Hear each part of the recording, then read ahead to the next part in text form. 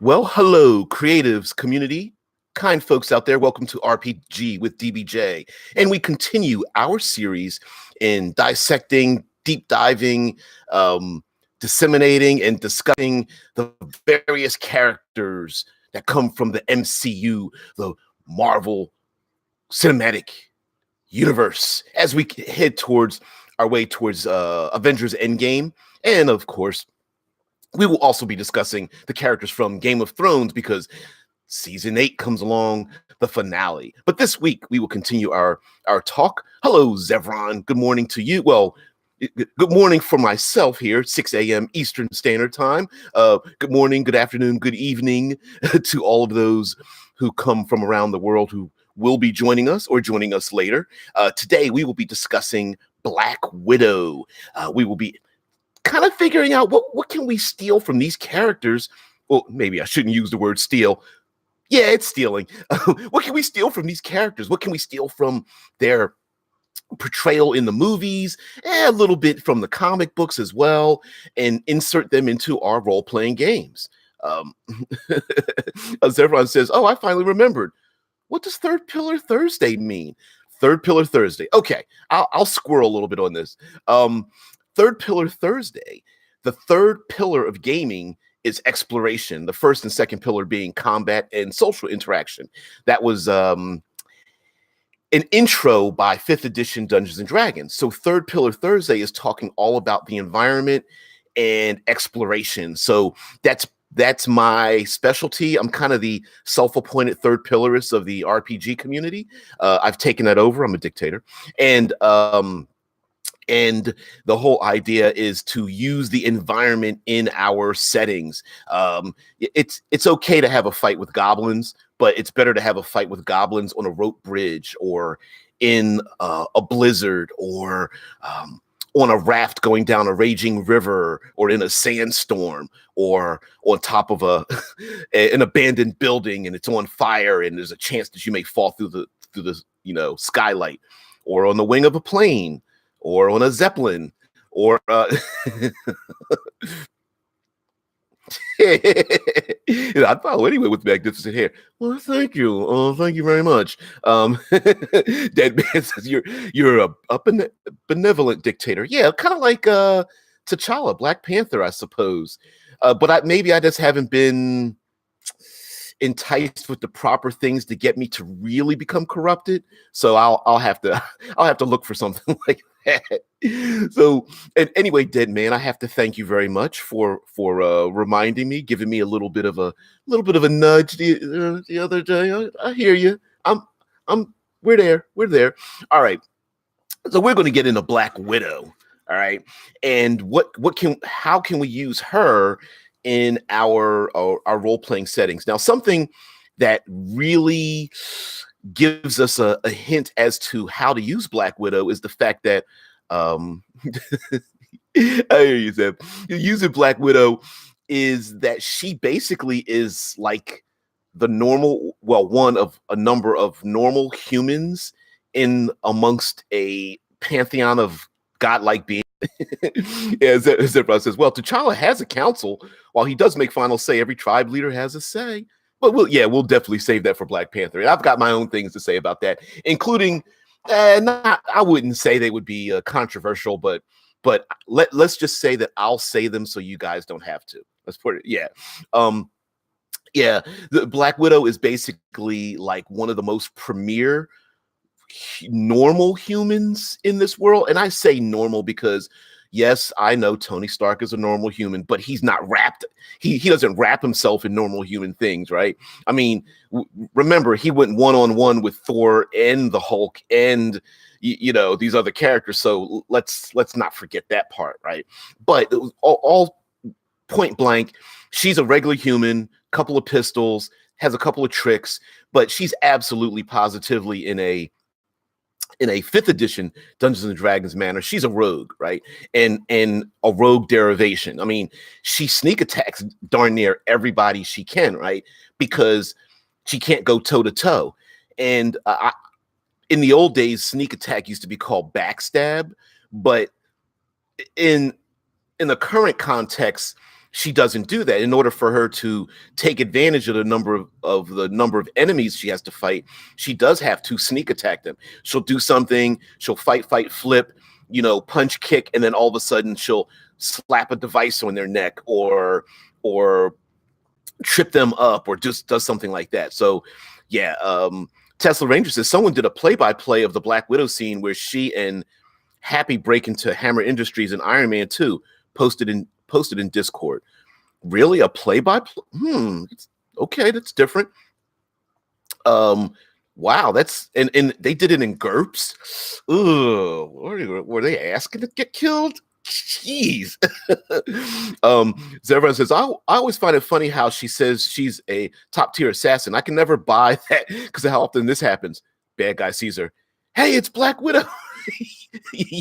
Yeah, you often don't. It's the James Bond theory. It's like, yeah, everyone knows who you are, so you're this hidden spy. Yeah, I know. Well, remember in the movies, they often call her Natasha, and she's got a number of aliases.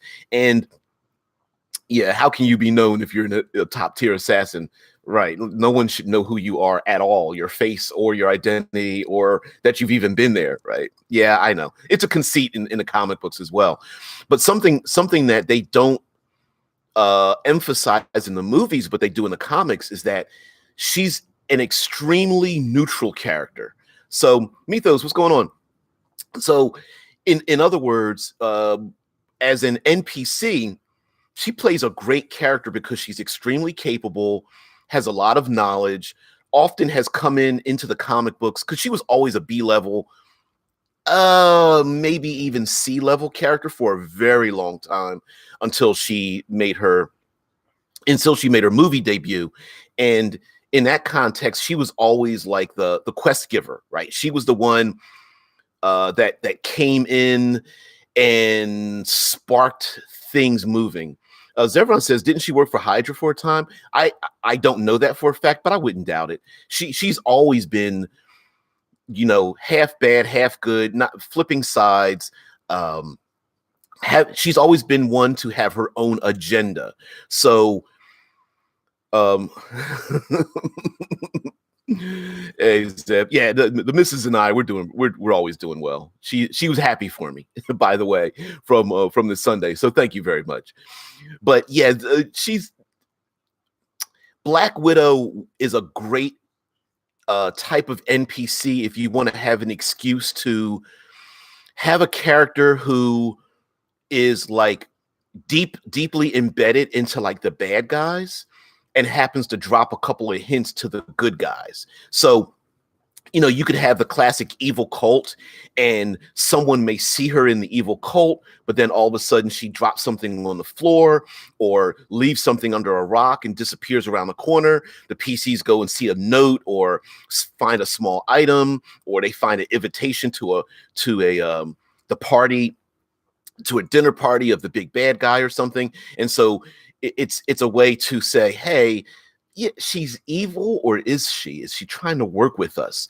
And that's a common trope amongst spy movies. Find any, even the latest like Mission Impossible or 007 movies where the chiseled-chinned spy hero man comes along the woman and she's on the evil guy's side, but then she gives the male hero the nod and wink, and then she exchanged some information but says, I'm too deeply embedded and I can't leave. So yeah, Dead Man goes on to say she infiltrated Hydra and released all their secret intel as discussed on Agents of S.H.I.E.L.D. Yeah. I mean, this is a great character to also to mitigate analysis paralysis, right? When the player characters are kind of confused, or they're thinking too hard about what their next step could be, she can always show up. She can drop through a skylight, she can make a phone call, she can meet behind a dark alley, she can pull off a mask, and you find out that she's not an old homeless lady pushing a shopping cart. It's really Black Widow, and give this information to the PCs and then disappear somewhere else without overshadowing the main characters, who of course have the powerful special abilities because we all know she's just a normal human with a couple of tricks up her sleeve. Zevran said you could have it so when the PCs bring her down low enough or beat her, she just lets them know the bad guys' plans. She agreed to stop them, but never agreed not to tell them. Yeah. That's a great idea. Not to have because PCs, we like to put bullets in the back of the head of most of our bad guys, right? So like you said, they bring her down or they capture her, or they try to beat her up, and the first thing she does is like, hey, listen, here are the plans, and do it in such a way that it's not like her being like, please don't hurt me, I'm going to tell you everything. It could be like, listen, I've got the secret information, I've got the thumb drive, I've got the secret orb, I've got the maps, I've stolen the missives, I've got a scroll that gives you this further information. And she's a great way to move the plot along for the player characters if you really do not want her involved in everything she does. And Mythos says Black Widow's great. Scarlet better than Bree. Leave her alone. Zevron says, as a PC, a rogue monk, yeah. I don't know if you would absolutely need to multi-class her. But yes, monk, rogue, even ranger, possibly, but or any number of the rogue archetypes. Absolutely, yeah. Mythos says a double agent for the players. Again, a double agent for the players as well. Here's a character who doesn't need to fight any of the PCs, but she could just be brilliant enough to pick up the pieces when the PCs are traveling along. So when the PCs have a gunfight, when the PCs hack a computer system, when the PCs deep dive into a dungeon, when the PCs charm a ship's captain so they can sail across the seas or something, she could always be there in the background, bribing people, paying people off, getting more information to sell that information to the bad guys. And then when the PCs show up somewhere, as as PCs are wont to do, to be loud and boisterous and blasting things every chance they get, she's busy delivering this information to the bad guys as well. Mythos says an inside man in the coalition. Of course. And of course she doesn't need to directly confront anyone. Even if they see her, she doesn't need to threaten them or you don't need to roll initiative, right? She can just be an NPC who's buying and trading information, and you may never know whose side she's on, even though she could have her own ulterior motives. An ulterior motive for her could be saving, a loved one or a friend like Hawkeye who might be captured.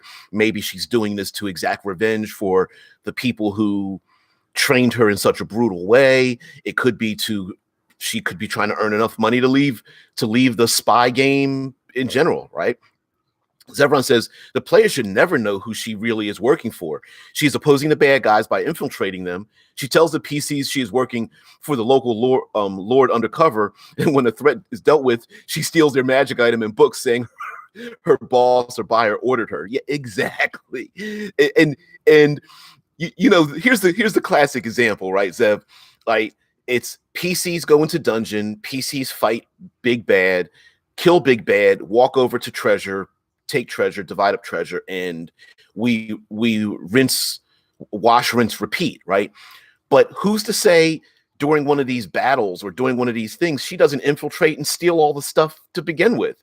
So the PCs are fighting the big bad. They both look over into the corner and they see the treasure chest open, everything's going. And I don't mean literally, but you get what I'm saying, right? Where everything's going and they're like, wait, what? Like, why are we fighting each other? Our crap was stolen. And the PCs are like, yeah, our crap was stolen that we were supposed to steal from you. You know what I mean? So she could absolutely be that person. And of course, she doesn't have to steal the flaming Vorpal Holy Avenger. She could be just stealing information, stealing small items that are used for a bigger purpose. Maybe it could be a lock of hair or one of the trinkets that one of the PCs has forgotten about rolling up for their character when they were first level, steals the trinket. And of course, oh no, you steal a trinket. Shoot, you steal a copper piece from a PC, they're going to try to hunt you down. And maybe she does this to lead the PCs towards the plot, right? She could lead them towards the bad guy. And her reasoning could be, oh, I wasn't leading you towards a trap. I was leading you there because this person needed to be stopped. And it's a fine line to make an NPC like this, but I think it's possible. Yeah, Zevron says to tie into Ravnica again, since I love the hell out of the book. Yeah, me too. Me too. A Dimir agent would be an example for PC. You get a false identity and background and contacts and bonds. My favorite guild, by the way. And of course she makes a perfect Dimir agent, or Dimmer. I prefer Dimir, but she makes a perfect spy, a perfect agent, especially if you give her the spy limitation that even she doesn't know how deep the spy rings go. Like, you don't need to make her all knowing, right? She could also be caught up or tied into or have obligations or be hunted as well. So maybe as she's working for and against the PCs, she's also trying to work for and against the PCs and the bad guy, because she's trying to get out from under herself being hunted. And how complicated could that be? You know what I mean? Dead Man, the storyteller, says Black Cat did that as well. Yes, Black Cat, a Spider-Man rogues gallery character. Black Cat was very much like that. She was a thief, kind of a spy. You never knew what side she was on, but you know, she had a soft spot for Peter Parker, and of course he would always help her out, reluctantly or not. And so of course she would get him into trouble but not try to kill him. And of course when he gets her out of trouble, she's thankful, and therefore she would never, you know, backstab him physically. You know what I mean? Yeah, Mythos says you can also have her bust out players from prison, but to sell the cover, they need to punch her in the face so it looks real to keep her cover. Yeah, exactly.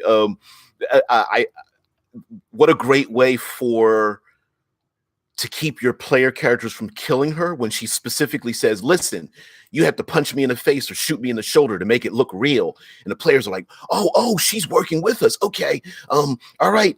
You know, and she like looks away. One of the players is like, I'll pull my small pistol out. I'm not going to pull out my mega damage pistol, and shoots her in the shoulder. Zevron says, I've heard from the creators it's Damir. Yeah. I prefer pronunciations that give things a little bit of a flavor. You know, Damir sounds a whole lot better than Dimmer. I just all. Dead Man brings up Silver Sable, which supposedly they're coming out with a black and silver movie. I don't think it'll ever see the light of day, but I think it would be an excellent spy franchise. I would love to see a Silver Sable Black Cat movie just based around them and being spies and stuff. But yeah. Ron says, quote, what was that punch? It didn't even break my nose. You need to jab straight. Yeah.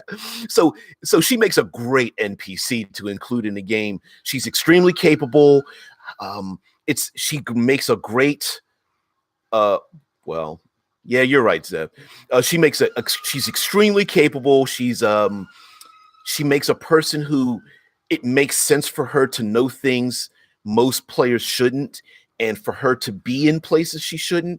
And what a great way to have one of the NPCs rip off a face mask, or like I said, the homeless person walking down the street and you know, she shows her wristband or something, and it's like, follow me into the alley, and it's like, well, she's been this person all along, you know. But yeah, Zevron says, you know, they said they never make a Black Panther movie. You're right. You're absolutely right. I stand corrected. There's a lot of there's actually some benefit to using intellectual property that's not well known, because there's no expectations, right?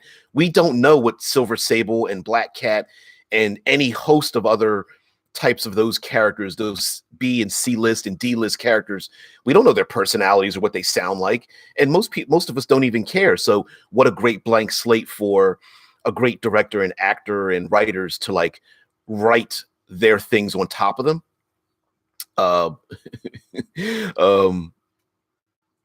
Yeah, he was said, now we're going to get a Static Shock movie. Oh man, Mythos brings up Burn Notice. Burn Notice is a great movie. Jeez.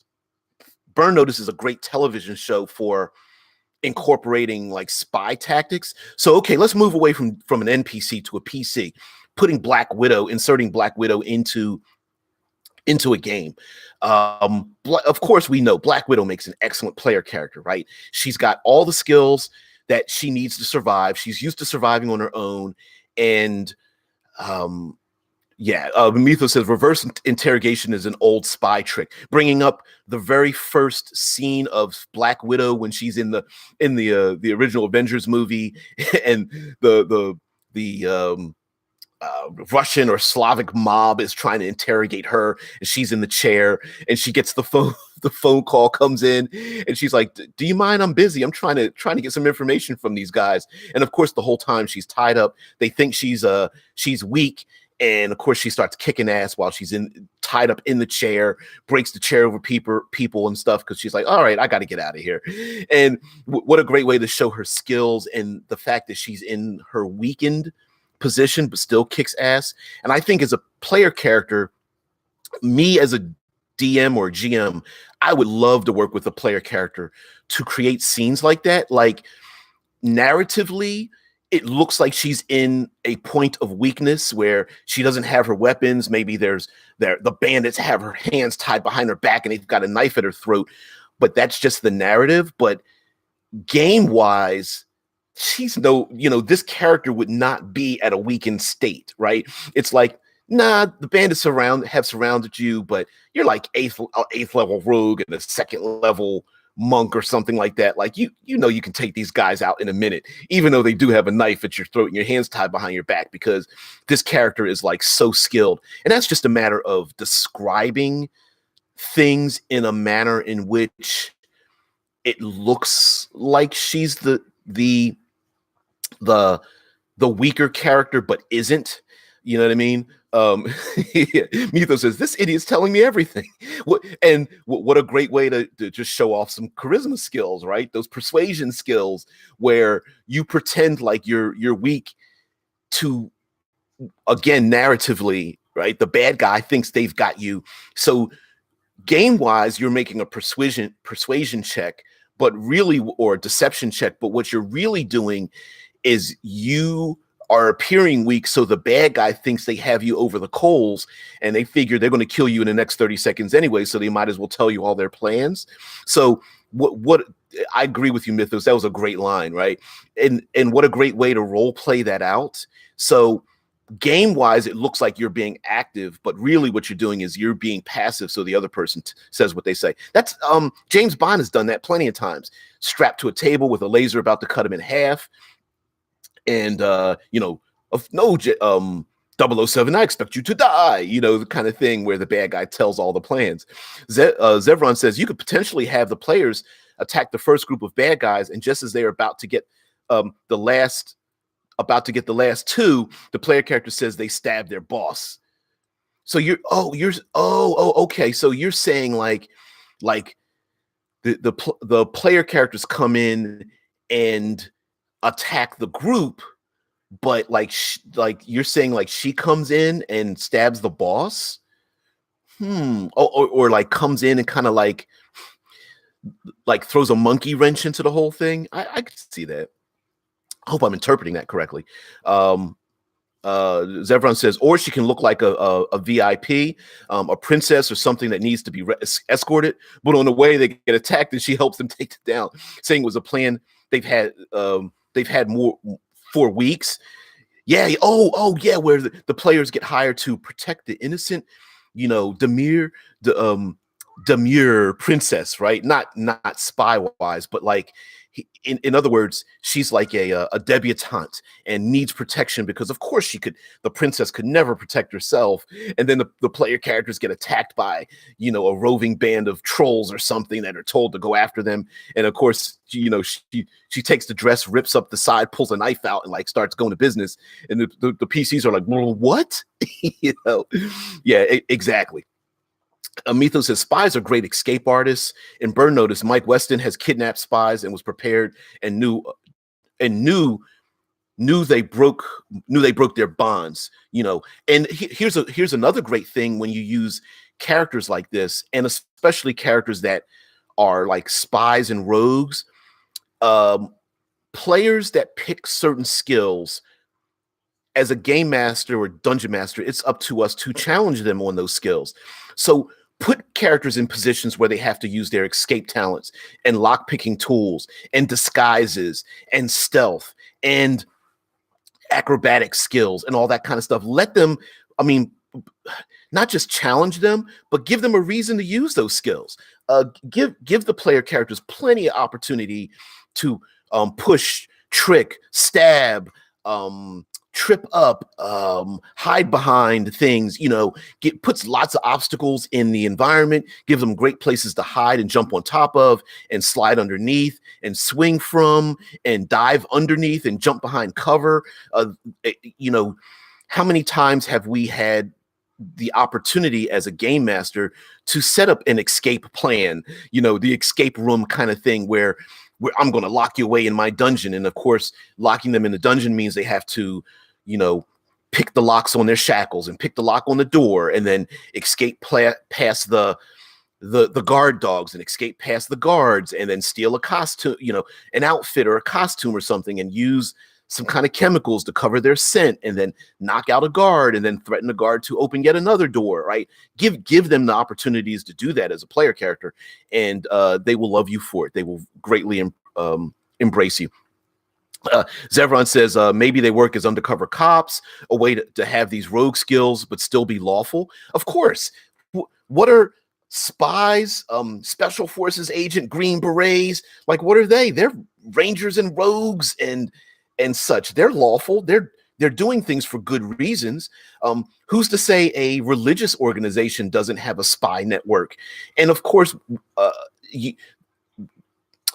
a default in a lot of role-playing games is, well, if I'm the rogue and spy, I have to be evil. And of course, I'm going to be at odds with the paladin in the group, who's always good and noble and stuff.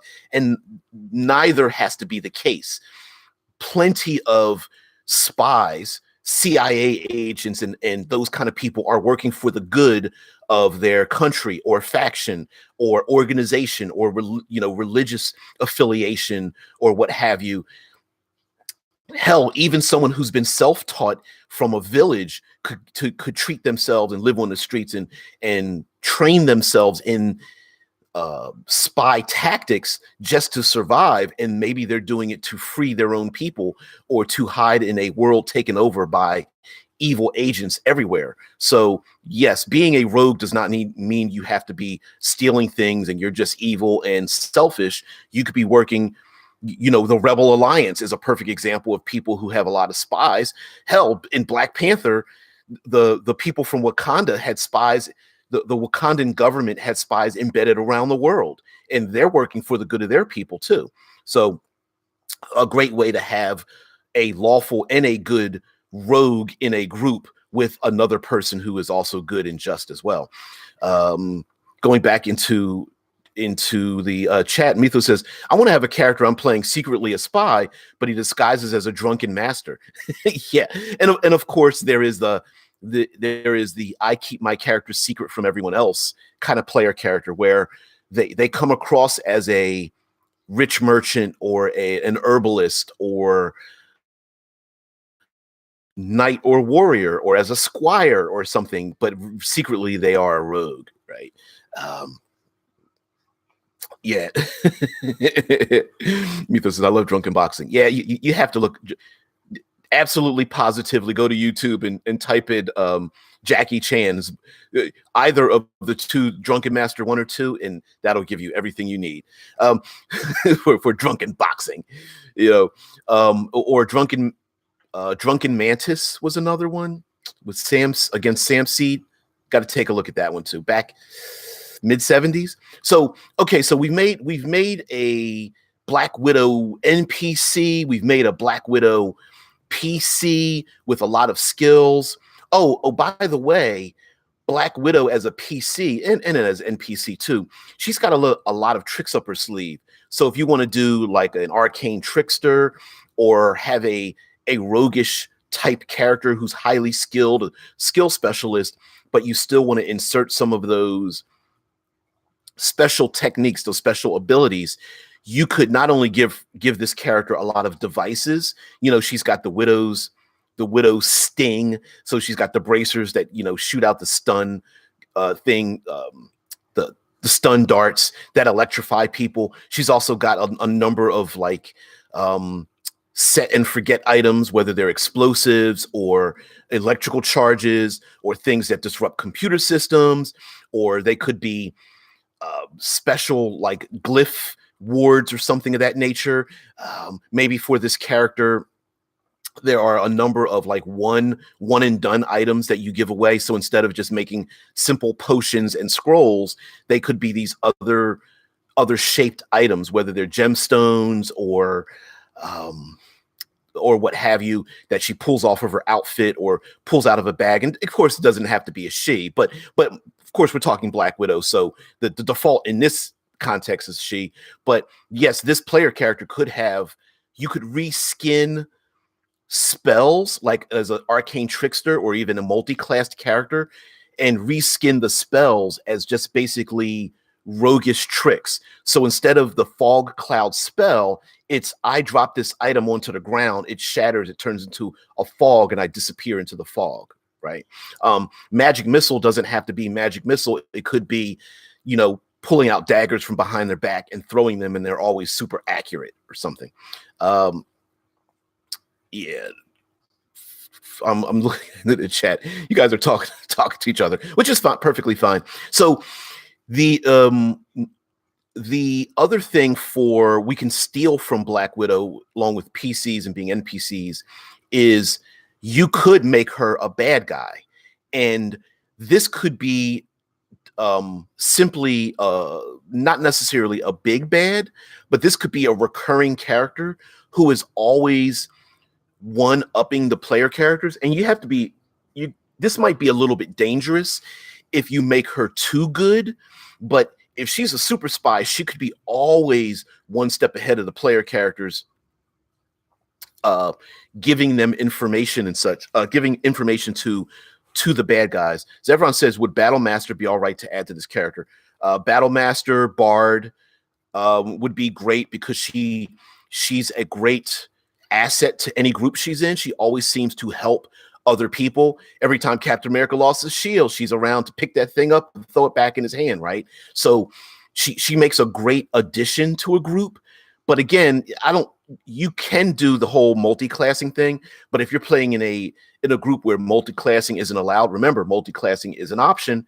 It's not a mandatory, it's an option. So you could give her feats or just pick a certain subclass that allows her to add in things. Or me as a game master, if someone made this character and says, hey, listen, when I gain another level, is it possible to get bardic inspiration? Because like I want to be part of the group, and through my actions, I want to help out.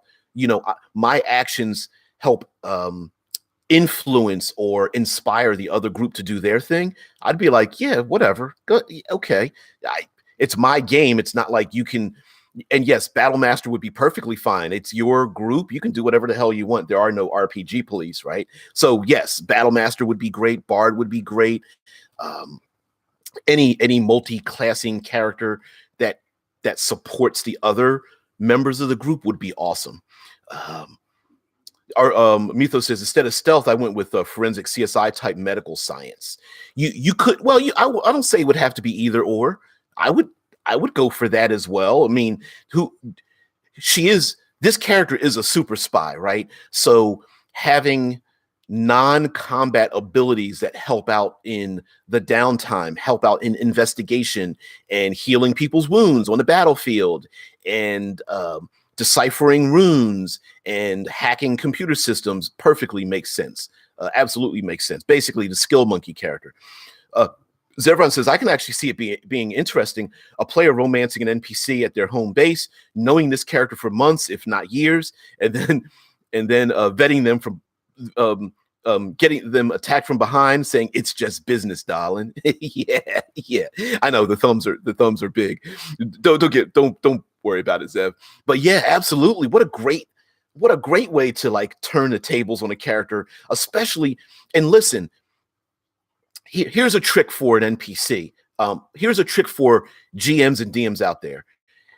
Insert some NPCs. Don't even think about inserting Black Widow or a Black Widow type character in your game. Just dump a ton of NPCs on your player characters. When the players start to attach themselves to one or more of them, in your back pocket, just holding your back pocket, one of these days, I just might turn one of these NPCs into this character. Like you don't have to predict it up in front. Just make it a quantum ogre.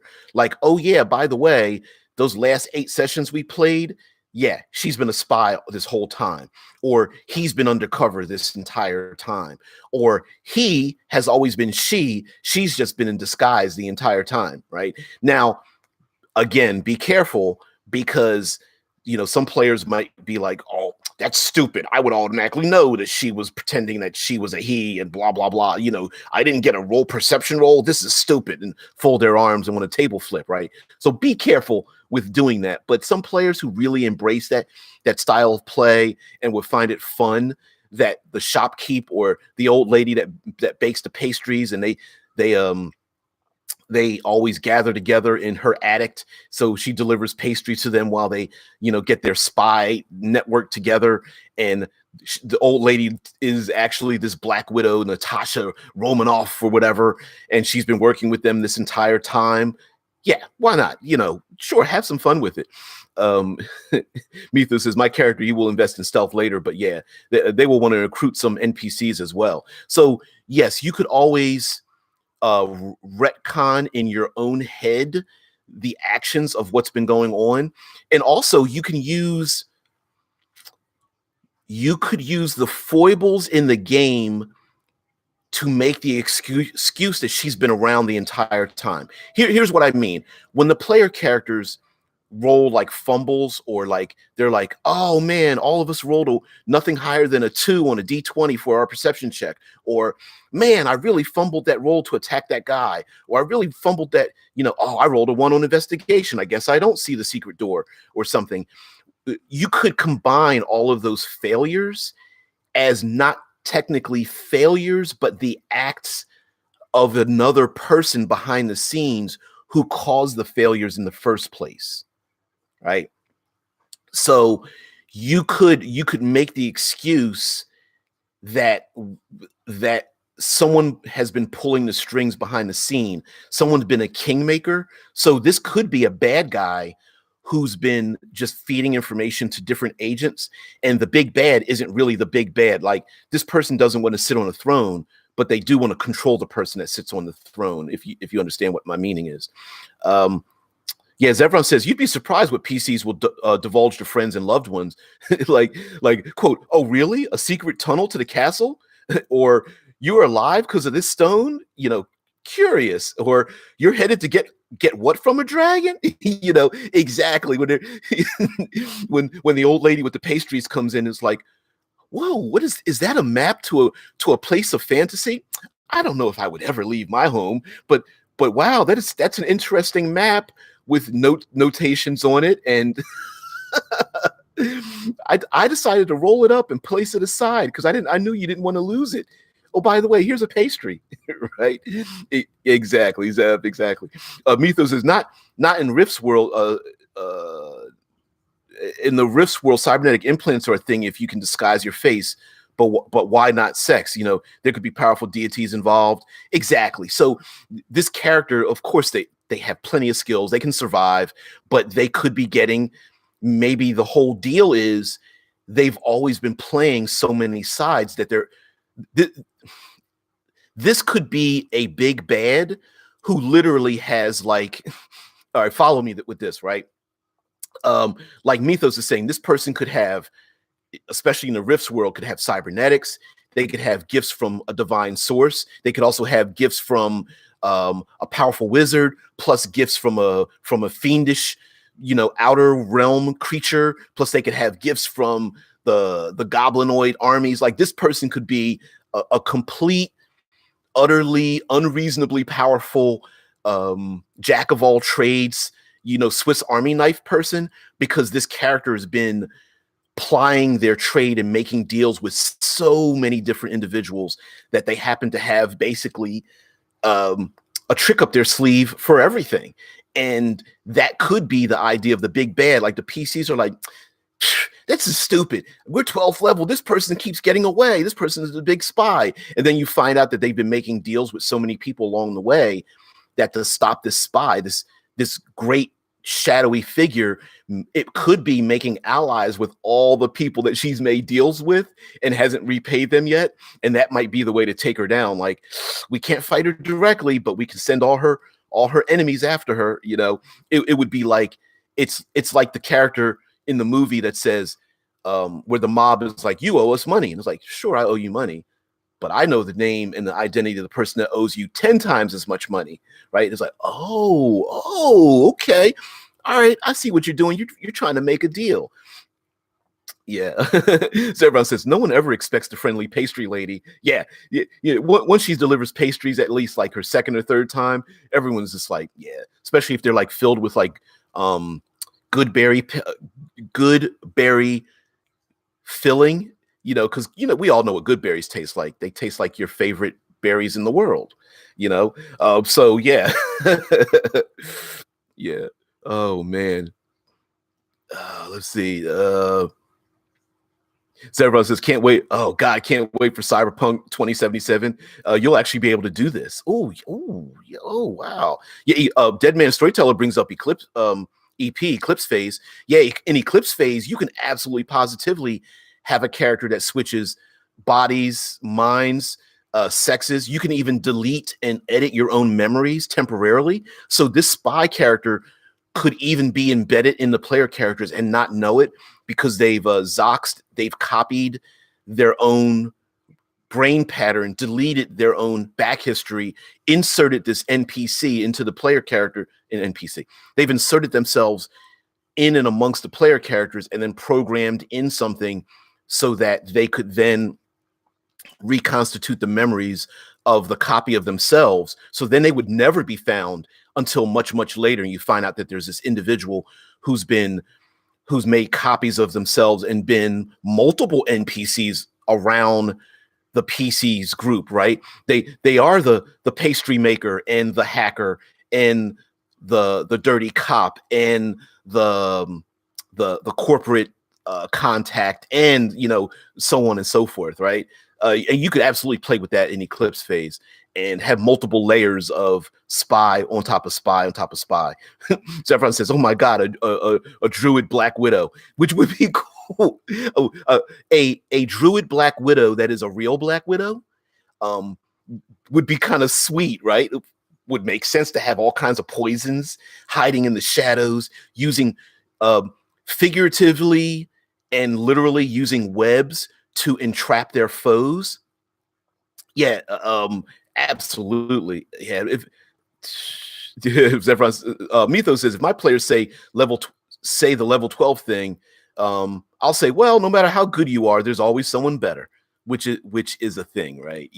Some players just feel like, well, I'm the player character, I should always find out everything all the time, and that's not the case. And of course, the whole point of playing the game is to have challenges. So of course you want to have challenges. Well, so everyone says, for every Cyclops, meaning crime boss, there's a level 40 Eldritch Horror that can blacken the sun.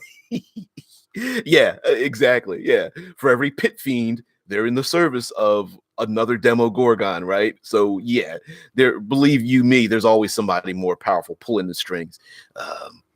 Yeah. So everyone says, maybe they are an actual changeling able to change their identity. Of course.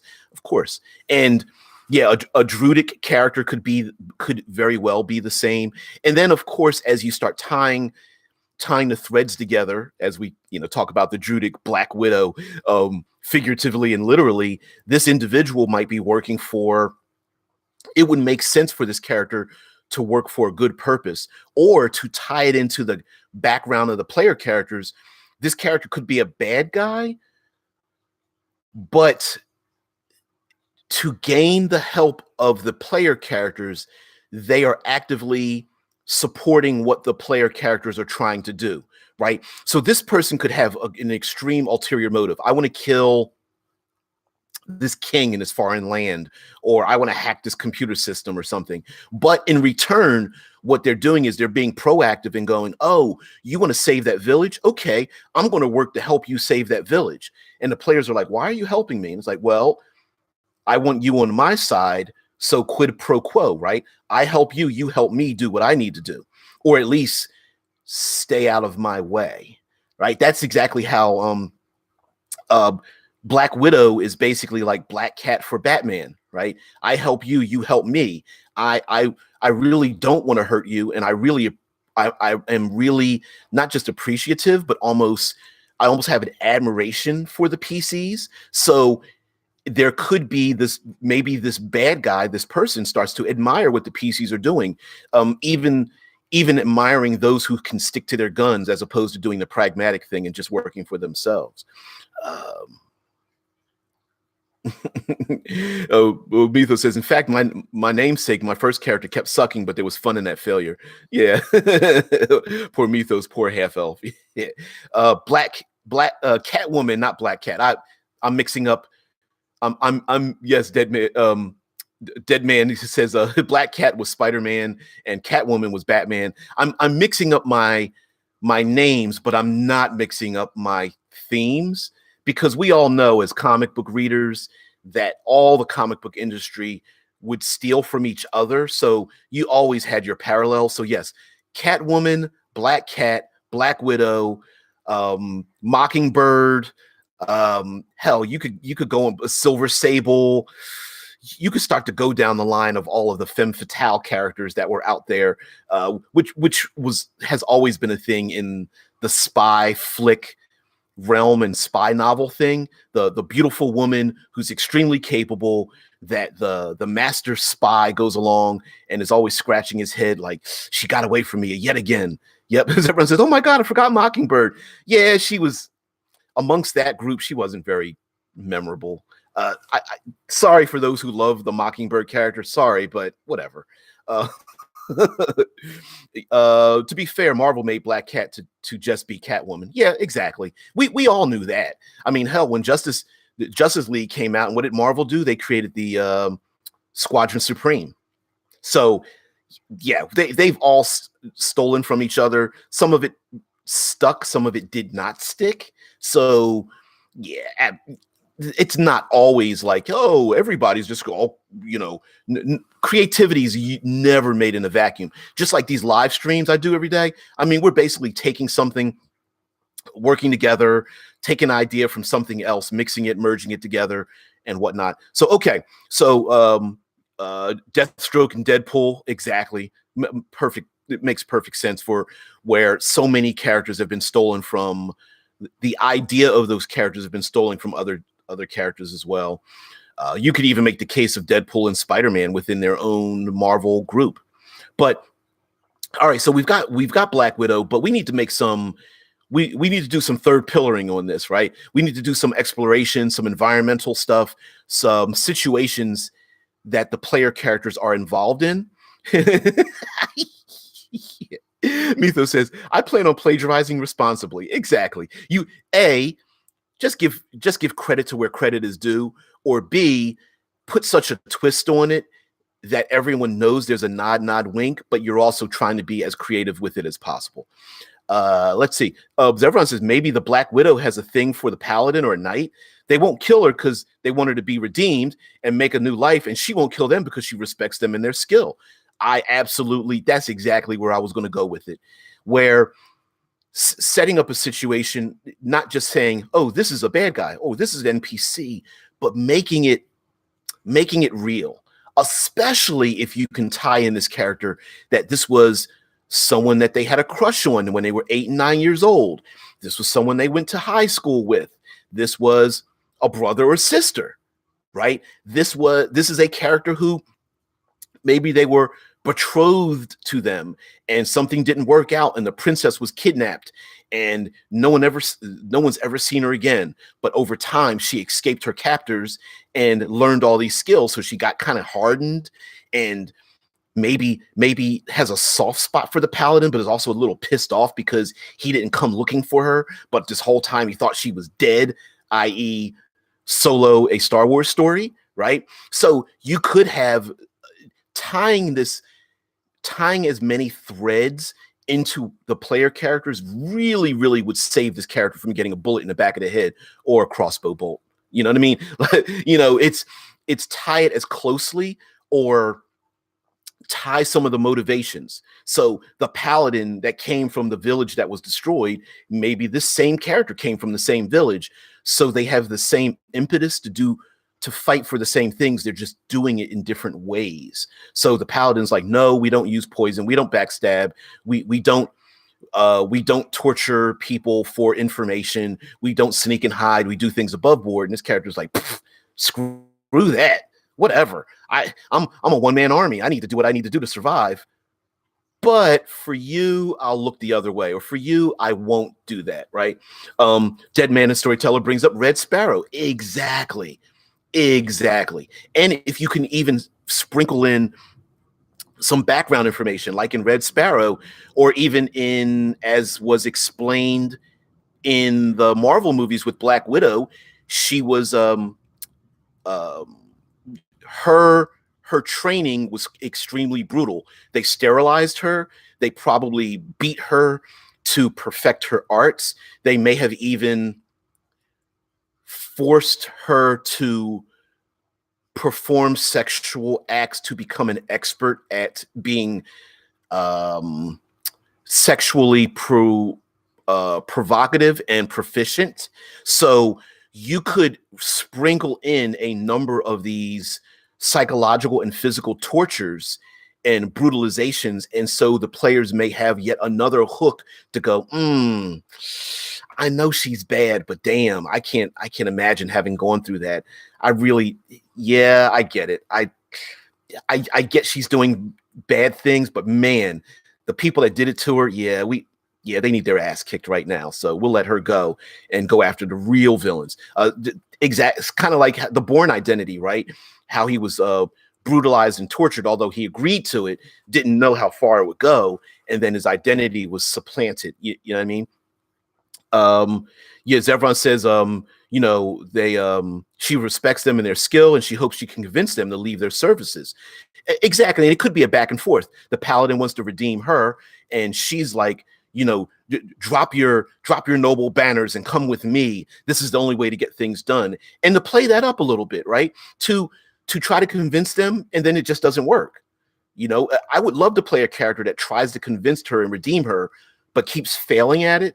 But it's still, keeps telling the other players like, no, she really can be redeemed, and do that more than once. Embrace the failure. Mythos says, don't get me wrong, I've come up with great ideas on my own for my campaign on these streams, but DBJ and the chat have been very helpful giving me other ideas. And that's our whole purpose, man. Just look, I don't get the game like I really want to, but these streams, dude, it's like me sitting around before the game like, hey, come on, man, let's just talk about what's going on, get some great ideas, write down some notes. It's an idea you can steal. Yeah, right? That's the whole point. And Zevron says maybe she's a warlock. Her patron forcing her to pose as multiple factions to sneak in and slaughter them or steal their magical artifacts to allow them more power on the mortal plane. I love that. I love that idea. Like having her warlock patron doesn't necessarily have to, quote unquote, gift her with Eldritch Blast, right? Her warlock patron could be ordering her to do things. And in order for her to get out from under her warlock patron, she has to do these things. And she can't, maybe part of the pact is she can't tell people she has a pact, right? If she tells someone she has a pact, she'll probably get killed. She'll die. Or people she loves will die. So instead, she has to drop little bitty hints here and there, little hints for someone to figure it out and go, oh, there's someone pulling her strings. That's why she's doing these things. Mythos says, your streams are a great service. Bouncing ideas is important. And I think not just bouncing ideas, but as a person, I always fall on the positive side. Destruction is easy, right? Saying something is stupid is easy. Saying you hate something, that's easy. That's an easy bump. The world is already filled with enough hate for the most minor things up to the most major of things. I always can find something good in something, even if it's something I personally don't prefer. I can always find something like, you know what, I don't prefer that, but I see why somebody else likes it. So let's go into that particular subject or idea. So if I can spread positivity as well and open-mindedness and collectiveness along with these live streams, hell, why not? Zevron says her beauty or her tattoos might be a mark of her patron. Someone could find that out. What it would be kind of cool for the paladin to find out she has the exact same mark, but she's doing these evil or rather nefarious things, and find out that somehow the two are related. That would be sweet.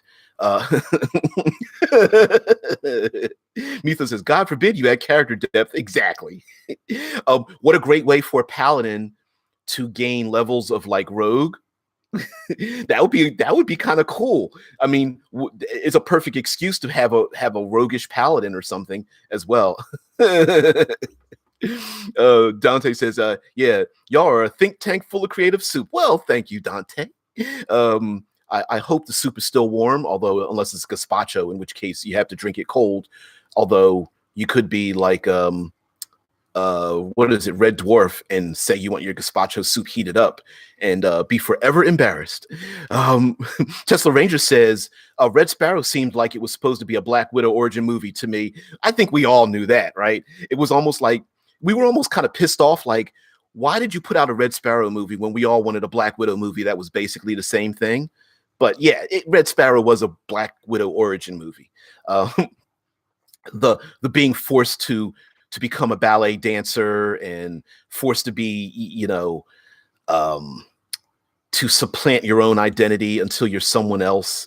Yeah, Mythos says, one thing I love about the magic system in role-playing games is there's stealth systems, i.e. invisibility. Of course this character would have something like that. Invisibility, polymorphing their face, like using like an alter self spell or something, even some spells to hide their identity or hide themselves from scrying so that their mind can't be read or they can't be detected by crystal balls or ESP or astral projection or something like that. Yeah. You're on top chat, huh, DBJ? I don't know about that. I wish. Zevron says, I played a warlock like that with a Black Widow tattoo on her back when she was alone or wanted her eyes knowing the tattoo lifted off and turned into a familiar. Oh, I love that. I love that idea. And what a great way to tie in the Black Widow motif, right? The druid warlock, the druid warlock who's this roguish character who has a Black Widow patron, and the Black Widow becomes a real Black Widow and is A, helping them achieve their goals, but B, also sending information back to their sending information back to the Black Widow warlock patron. Woo! And flavoring all the spells is like webs and poison and stuff. That would be sweet. Instead of whole person, it's a spider or a web that grabs hold of the person and holds them intact. Or instead of a charm person, it is a Black Widow that climbs on their temple and charms them and what have you. Or even they're bit by a Black Widow spider that is able to hypnotize them or do something to them. That would be sweet to flavor that. I think that'd be kind of cool. Mythos says, that's the message you might not have seen, but it's all good. I probably didn't see it. I must have missed something, Zev. But yes, thank you. Mythos, I apologize because I was looking at Zev's name when I read that.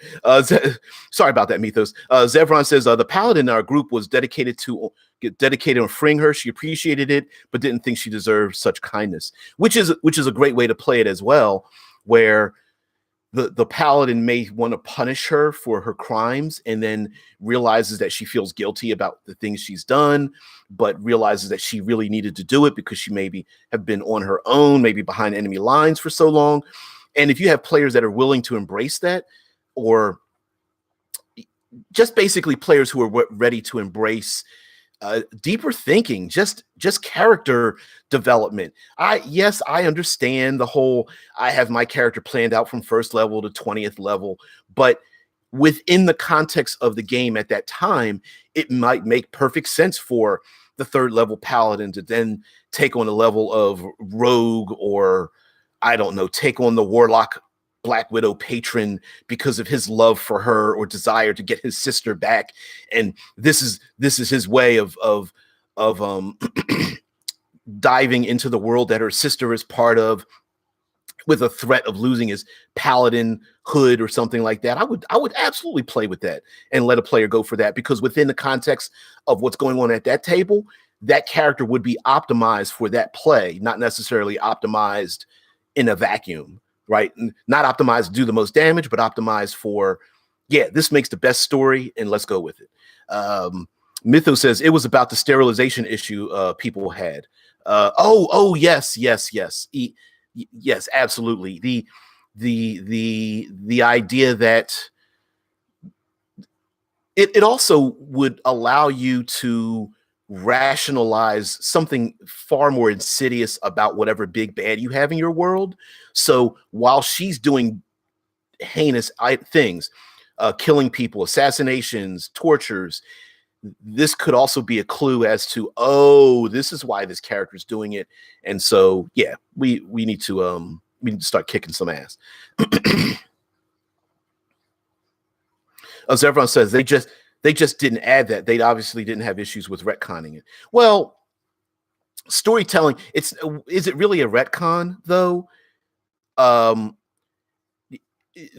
idea that Batman's that the Underground Railroad ran through the Wayne Manor underneath Batman's manor from his ancestors. It's not a retcon if it was never addressed in the first place. It's just story development. I mean, sure, if you want to be nitpicky and go, and if it's something you like, sure, someone can say, well, they just changed the story. But in comic books anyway, they always change stories. How many origin stories have been told and retold about different characters, right? So that wouldn't bother me. They've always been retold. Every costume's been changed. Every character's origin has been told multiple times. Spider-Man's origin has been told 200 times. I could be undercounting that. You know, how many times has Superman's story been told, or Captain America's story, or whatever? So it's just develop. Another writer comes along, another group of people for another generation. My generation, I'm old, so my heyday of reading comics was like from late 70s to early 90s. That was like my pivotal point. So if you didn't start reading comic books till after that, my context would be different than yours. And during that time, I've seen characters change dozens of times. So yeah, it's just a new writers, new context, new eyes. That's all. Mythos says her realistic spy backstory was too much for oversensitive babies. Yeah. I mean, well, let's understand. They actually did insert it. They just didn't dwell into it. I agree, if they do an individual movie, you can't ignore it. You cannot ignore it. But in the context of Avengers, I think it was appropriately addressed. It wasn't about her being sterilized. I think it was just about her being in the movie. So while I do feel some people might have complained about it, get over it. It's a comic book movie, right? As everyone says, I mean, Marvel should retcon Black Widow's sterilization because it was done poorly. Batman was retconned to hate rock and roll, blaming it for the death of his parents. Really? I didn't hear that. I could see that though. Comic books aren't made in a vacuum. They do need to make money. It is a business, so changing things so that they don't receive negative publicity is a thing that the comic book industry has done multiple times. So yeah, Mythos' Black Widow is awesome and strong. She's well written, unlike Ray, cough cough. Oh, leave her alone. We've got plenty of Mary Sue male characters. Everyone complains about her being a Mary Sue, as if like Black Panther isn't a Mary Sue. And I love Black Panther. And hell, Black Panther was created as a Mary Sue character, and I said it. So relax. I'm picking because I'm not disagreeing with you. I'm saying that that's not something unique to a character. As everyone says, a quote, Punk is nothing but death and crime and the rage of the beast. I'm sure someone said that. There was always, that's where the comics code came from. People, or role-playing games, that's where Satanic Panic came from. There's always somebody saying that. Yeah. As everyone says, Rey is literally just Luke Skywalker. Of course. And remember, creators, we have great ideas in our head. Sometimes the execution isn't well executed. So while we don't mind Mary Sue, I'm perfect kind of characters, on the other hand, it's like maybe it just wasn't executed correctly. I mean, Captain America's a Mary Sue character, but he was executed correctly because we got a backstory and we got a great actor. We've got good dialogue. We get some interpersonal introspection from the character. So yeah, don't hate on the concept, hate on the execution. Mythos says, no, she's not Luke, lost his hand to Vader. Well, in the second movie, sure. Yeah. But yeah, you like I said, don't pick on one character because there's so many other examples, right? I think I think it's a hyper focus on, she's not the exception. It's just that she's the female exception. So don't do that. Don't limit your critique by pulling an exception to a rule. Limit your critique to the execution of the example and just go, yeah, maybe it wasn't done well, but the character exists. So, Metha says, I don't hate Daisy Ridley. I just hate the writing of her character. Exactly. Zevron says, when the only difference is something physical, that's not much of a difference. Captain America skipped. Let me see if I can, because I know your thumbs. Captain America skipped punch from fully powered Infinity Gauntlet. Oh, yes, Super Mary Sue. Yeah, but again, a well-written character earns that, right? Steve Rogers, the way it was written and the way the actor portrayed it and the way the director allowed the actor to portray it and the way the writers wrote those lines allowed those characters to earn it. And I get that people were like, Rey didn't earn any of that. So yes, as everyone says, stop the punch. Yes. Yeah. So yeah, we've kind of deviated off. We always do that after the hour mark. We always go squirrel in these things, but yeah, absolutely. But some characters earned it. So what was that a cool ass scene that he ends up grabbing Thanos's hand before Thanos kind of like was like, he kind of stopped my hand and punched his ass out. Yeah, he earned it. He earned it. Was it kind of weird? Like, he can't do that. He doesn't have the power to do that. Sure, but at the same time, whatever. So guys, Mythos says, but back to Black Widow. In my opinion, Black Widow earned my respect. Yes, she's been in all the movies. She's a great supporting character. Dead man with bringing the knowledge. Squirrel. Absolutely. So everyone says cool. Yes. Unrealistic and dumb. Oh, certainly. Yeah. But things are able to be both at the same time. We can both love and hate something at the same time, and we can change our opinion about it moment by moment as well, right? We can be like, yeah, that was sweet, and at the same time go, wait a minute, that doesn't make sense, but that was sweet. Yeah, so yeah, we can even roll our eyes and go, man, really, and still love it, right? We can hate on the things we love. We do have the right to do that. We don't have to pick one side or the other. Our creative community does not have to follow down the childish political spectrum and pick a side, pick a color, pick an animal. Are you an elephant or a donkey? Because they both crap out a whole bunch of shit on the ground. We don't have to sully ourselves in that. We can love what we love, hate on the same things we love, and then go back to loving it still and embracing it. We all have a relative that we're just like, they're an embarrassment, but we still love them because they're part of our family.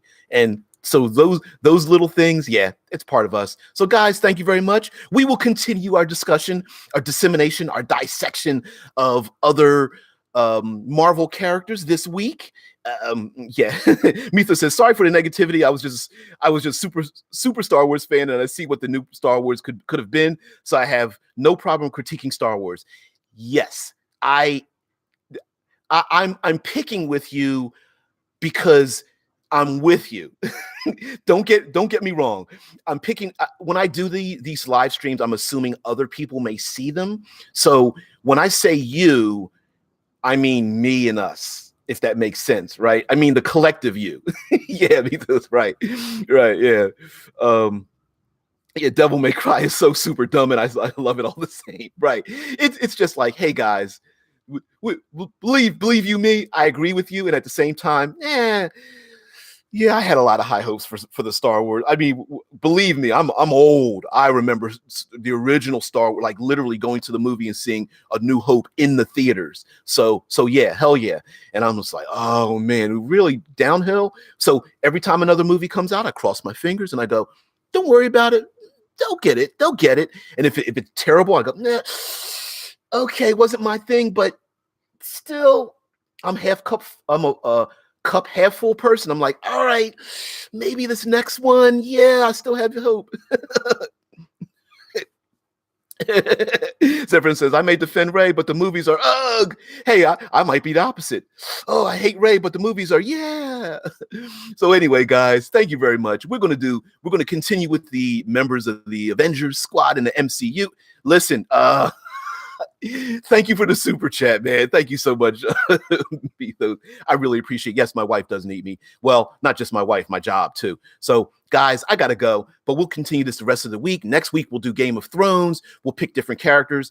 I won't be doing them in order. Like, I won't be going, I'm going to pick the top characters. You know, it's going to be, yeah, Dead Man is there 41 years ago. Absolutely. Yeah, so much.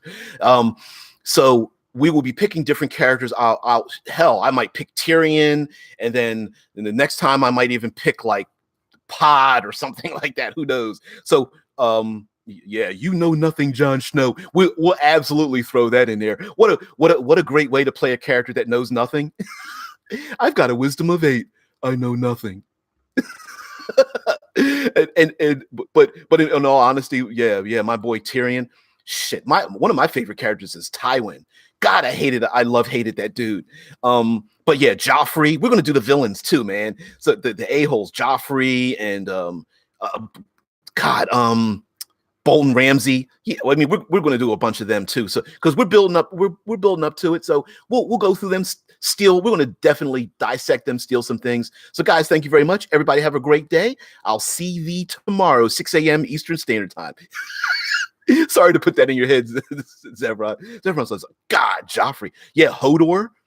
Yeah, Zevron says, I love and hate Tywin. Hodor, great character. We could steal a lot from Hodor too. Believe you me, we can actually do that. So, and we will. Not actually, or let me do my well actually. Well, actually, we will do that. So guys, have a great one. I'll see you later.